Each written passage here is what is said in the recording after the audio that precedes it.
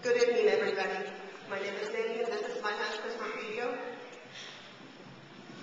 We're here because we started a loan modification with Bank of America at the beginning of the year, and we have gotten around. We haven't been able to really speak to anybody specifically. We get a different person every time, and we're going to help you. And yeah, they received our papers, then you call a different person, and they don't know where your loan is.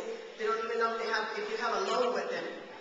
And this process has been going on since the beginning of this year. On the 10th of this month, I haven't received a notice from Bank of America telling me if I do qualify for the loan modification. They told me over the phone.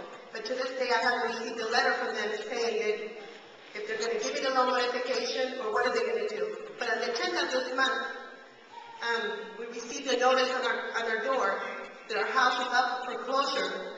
On the 29th of this month, I have 7 people in my household.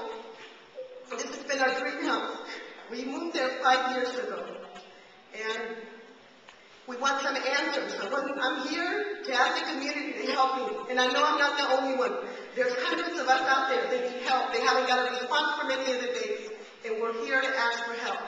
I'm here to ask you guys to help us too, to put pressure on the banks and to help the community, because we don't know what to do.